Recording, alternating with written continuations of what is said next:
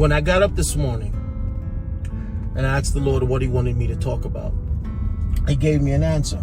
But he didn't give me an answer. He gave me a statement. And the statement was, you did it. It's your fault.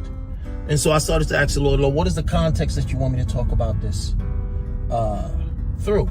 How do you want me to talk about how it is our fault? What are you talking about? And so he started to show me that in most democratic context, most democratic nations, most republics that lean democratic, the way the people's rights are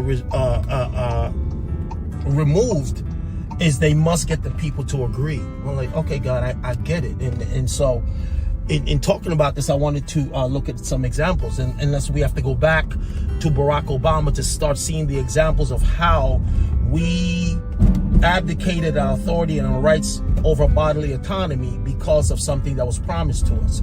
So it's always two truths and a lie. This is how they get us. Two truths and a lie.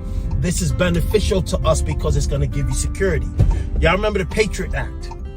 The Patriot Act during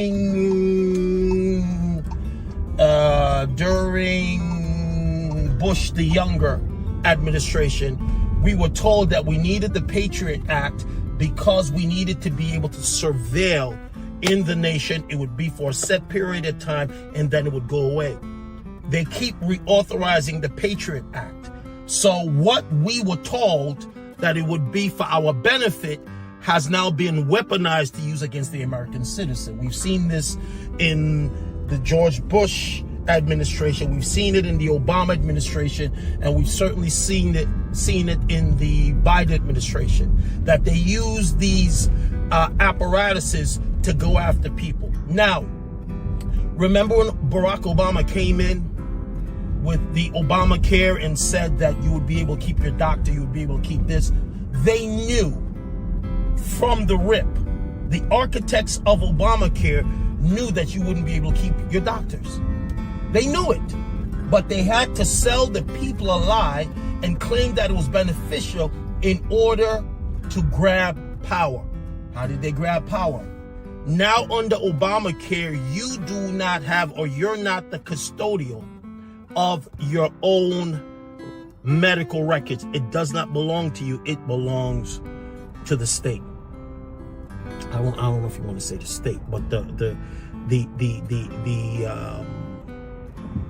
the Department of Health and Human Services are the custodial of your medical records. And so when God said to me, tell the people or show them how it's their fault, how they did it, he started to show me the Antichrist, right? And if you have eschatological knowledge and you know about the Antichrist, you should know what he stands for, what his agenda is, and you should also know which political party is the one most likely to advance the agenda of the Antichrist. So the Antichrist is going to come upon the world because we've been duped to believe that what he's espousing, what his group and his people are espousing is something beneficial to us, but it's not going to be beneficial. It's going to be injurious. And so even like I live in Baltimore, even in the city of Baltimore, right? We know that there's a dysfunction in the government, but the government can only be dysfunctional when the people do not hold them accountable and set standards. When the people continue to vote for people who do what? Put out agendas that destroy the fabric of our cities, our states. Now let me turn to the believers.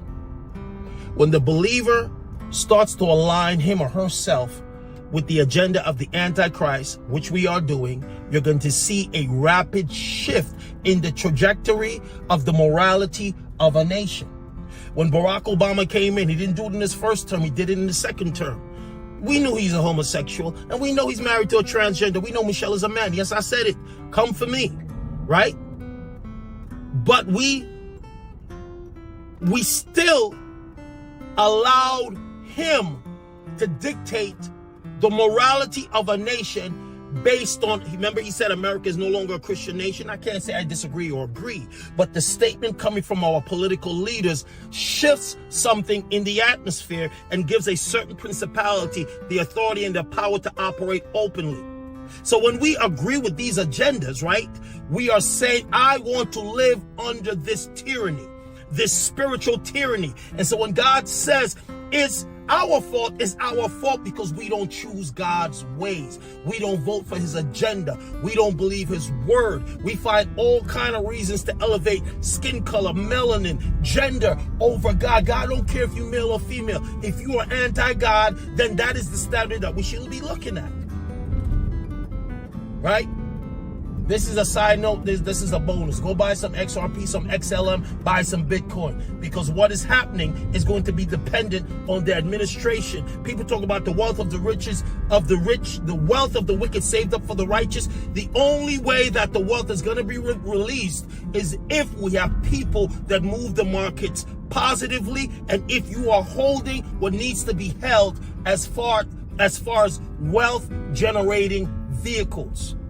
Don't wait until the vehicle is cresting, jumping during the ride. You'll see what I'm talking about. Let's see where we are 6 months from today. Let's see how this video ages, and let's see if we understand what God is trying to reveal to us, and let's see if our choices have consequences. Some of the things that we say, some of the things that we agree to are going to start appearing, right, in our lives. We're going to start seeing the evidence of these things. And so you need to be aware. But it's our fault. It is our fault. And we need to repent. It's our fault.